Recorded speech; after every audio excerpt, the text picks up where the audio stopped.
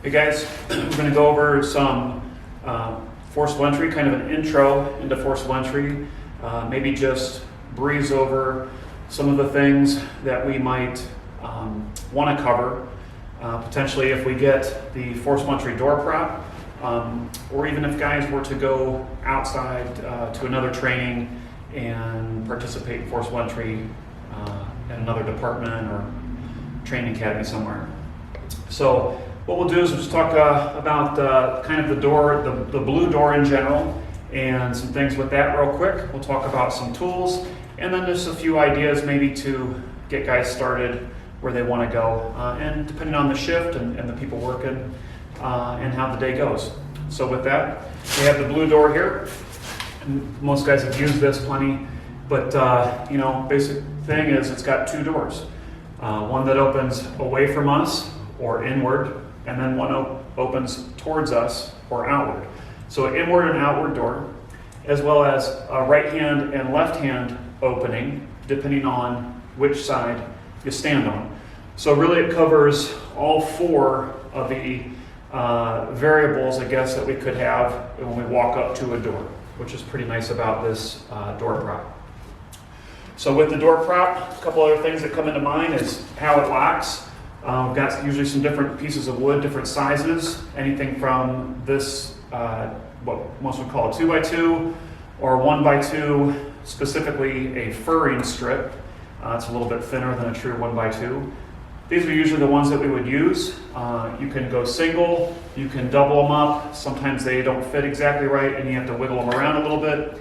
And then the other thing to have handy would be some type of a wedge or a door chalk. A wooden one like this is fine. If it gets mangled, you just toss it in the pile. For the guys that have the aluminum ones or a steel wedge or something, that's nice as well. But those are kind of the three things that you would go to get started for forcing a door.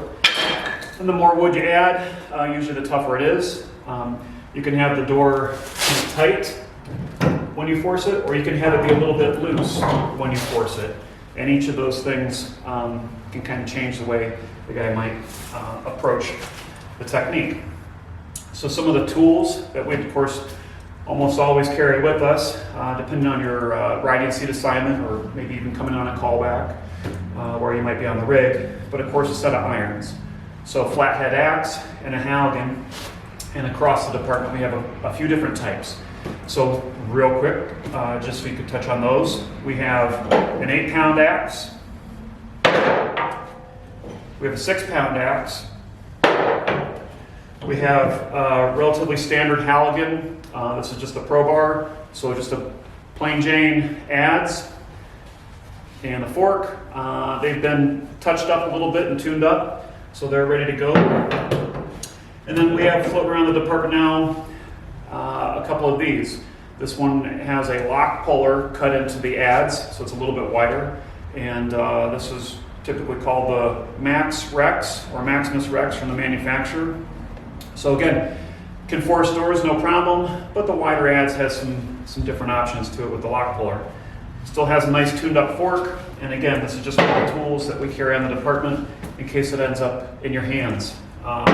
So with the door prop and practicing our forcible entry skills, depending what tools you have, might make it harder, might make it easier, and it's a great time when we have these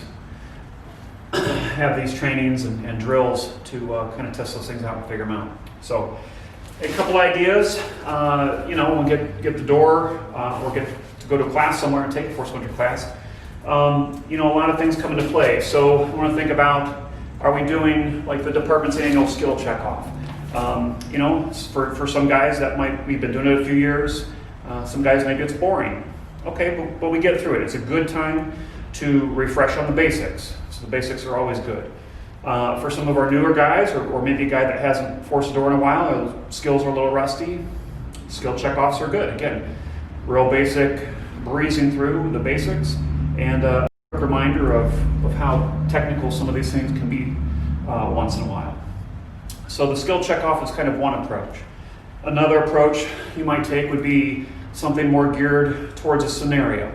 So if we went out to a class and the door prop was part of a training building, And within that, the door gets forced, and then we actually are taking a hose line through, or even as part of a search crew, looking for a potential victim. With that, you have different levels of experience. So, brand new guy in probation, you got to slow the scenario down a little bit and maybe be a little bit more specific in what you cover. If you've got a guy with a little more time on, or a guy that's very dialed in with forcible entry and experience with it, maybe the scenario can escalate a little bit and be a little more challenging. So you have to take that with the individual. So something to just throw out there with that. With that, of course, you want to kind of have a common terminology, regardless of the skill level of the guy or girl. And with that, we talk about commands when working with another person. Also just terminology generally of what we're looking for once the door opens. So commands for, let's say I'm working with another fireman here and I'm on the Halligan calling for different hits. So some of those commands might be hit, stop, wedge, capture our progress, or if you're comfortable with each other and you have good visibility, you could even call for a drive. Lots of consecutive hits until the barman calls stop. So things like that, again, across the department, I think we're pretty much on the same page, but always good to go over those, the skill set with the terminology together. Once the door comes open, of course, we want to talk about, what do we do? Well, controlling the door is one thing, but once that door comes open, it's really important that we take a peek inside. Maybe we check the smoke, maybe we call out for a victim, but one way to describe it is life, fire, and layout. So the door comes open, and I get low if I have to underneath the smoke, and I look for life. I look for the fire, and if nothing else, maybe I just see the layout of the room before closing the door and finishing masking up, or waiting for water, or whatever it might be. Another important step with that, if conditions permit and the experience of the firefighter permits, is to go into the door that first 5 to 6 feet, basically a body's length, checking behind the door and the immediate area around the door. Again, that's looking for an unconscious victim that maybe wasn't able to escape. Plenty of times people go back inside, and just a point of that to bring up during the drill and for conversation with the different trainings that we do. So with that, we could talk another idea, I guess, to talk about once we're out and about, if you have time or want to focus on something for the day. One of the things you can bring up is, hand positioning on tools. Holding the axe real close to the blade is a good way to make a missed hit and get your fingers smashed, versus possibly holding it down here. Lining your hits up nice and square, crossing the tools, using the blade of the axe to wedge, how you would position your body then to try and stay out of the way if the Halligan bar is coming across the door. And you don't want to get hit by it. So again, hand position on the tools. With another guy working with you, you're going to have to move your body position as well. You can make these things a little bit tighter, as if we were in a hallway or up against a wall. Of course, you add an air pack, and that changes things quite a bit.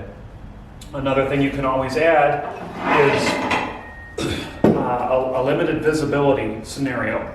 Part of the skill checkoffs I think guys have added over the years, which is pretty cool, is the smoke machine, which we have now as an option. So adding the smoke machine in to build up a little more realism, or even something, of course, as simple as pulling your hood over your mask, or even a wax paper some guys use, or a press and seal really doesn't make a difference. Again, just getting your mind thinking about the different ways you can drill with everyone, with all the different experience levels and different guys on different shifts, to keep it interesting.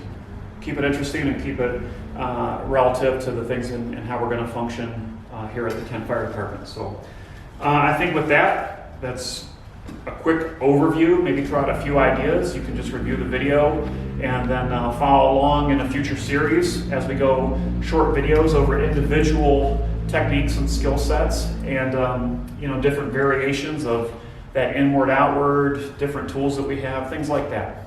And I think that about covers it. Thank you.